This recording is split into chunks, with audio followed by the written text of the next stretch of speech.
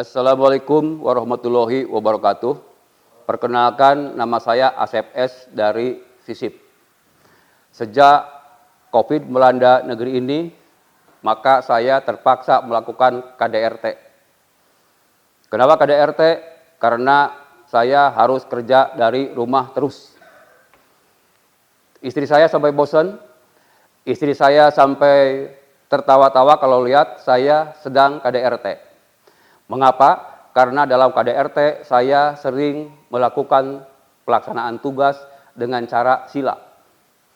Mengapa sila? Karena rumah saya RSSS, rumah sangat sederhana, susah selonjoran.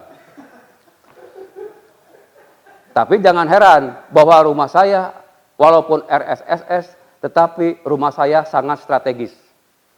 Dikatakan strategis karena sangat dekat ke kamar mandi, sangat dekat ke kamar tidur, sangat dekat ke dapur, dan sangat dekat ke jalan.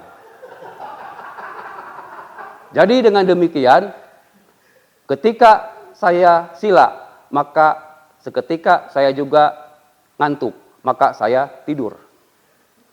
Ketika bangun tidur, saya lapar juga, maka saya makan. Ketika bosan di rumah, maka saya ke jalan untuk jemur. Maka pekerjaan saya oleh karena itu dengan STMJ. Sila, tidur, makan, jemur. Oleh karena itu, saya termasuk orang yang bernas dan matang. Dikatakan bernas karena perut saya ini berisi nasi. Dikatakan matang karena kulit saya hangus. Tapi jangan khawatir, ketika saya melakukan jemur, maka saya menggunakan protokol COVID. Salah satunya saya memakai masker. Nah, ini ada ceritanya masker ini. Kenapa dikatakan ada ceritanya? Karena suatu ketika saya jalan-jalan dan di samping kendaraan saya ada orang tampak tersenyum. Ketika saya lirik, ternyata dia bukan tersenyum tetapi memakai masker yang gambarnya tersenyum. Maka saya pakai masker ini kalau saya lagi berjemur. Tetangga saya dengan demikian menganggap saya jauh lebih ramah ketimbang sebelumnya. Padahal dia tertipu. Yang ramah bukan saya, tapi yang ramah adalah masker saya. Tapi bukan hanya masker yang saya pakai, tapi saya juga ketika berjemur selalu menjaga jarak. Selalu juga menghindari kerumunan. Dan selalu cuci tangan pakai sabun. Walaupun sebanyak cuci tangan pakai sabun, tidak sebanyak itu saya disuruh makan. Karena zaman dulu kalau cuci tangan pakai sabun pasti makan, kalau sekarang enggak. Nah, saya merenung, kenapa harus pakai masker, harus jaga jarak, harus hindari kerumunan, dan harus cuci tangan pakai sabun. Ternyata COVID mengajarkan kepada kita bahwa memakai masker hakikatnya adalah menjaga mulut. Supaya kita tidak ngomong yang menyakiti orang lain. Dengan demikian, maka masker hakikatnya kita dituntut untuk menjaga mulut.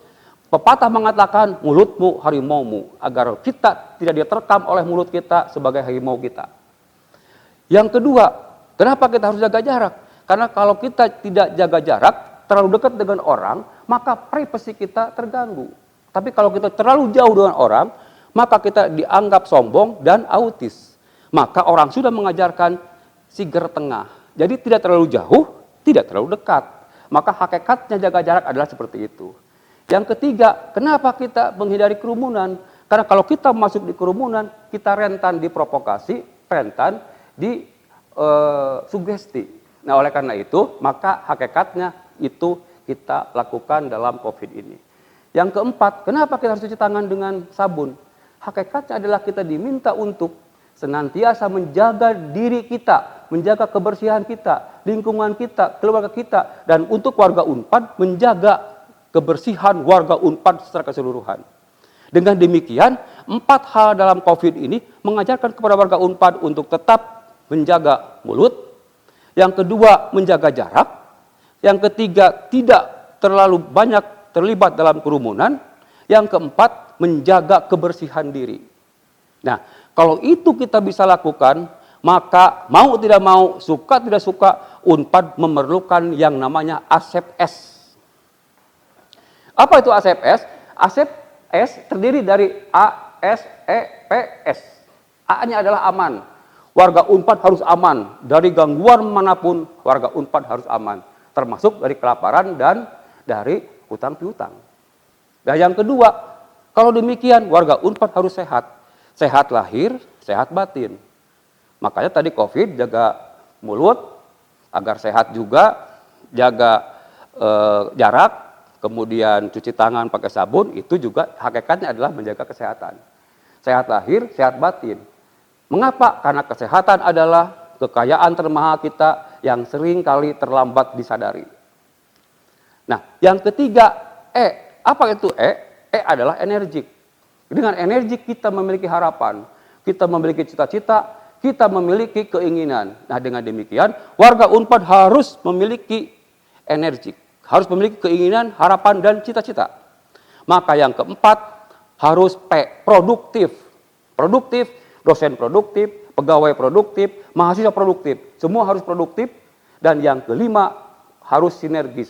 Sinergis antara dosen dengan mahasiswa, dosen dengan dosen, mahasiswa dengan mahasiswa, mahasiswa dengan pegawai, pegawai dengan dosen, pimpinan dengan bawahan, harus semua sinergis.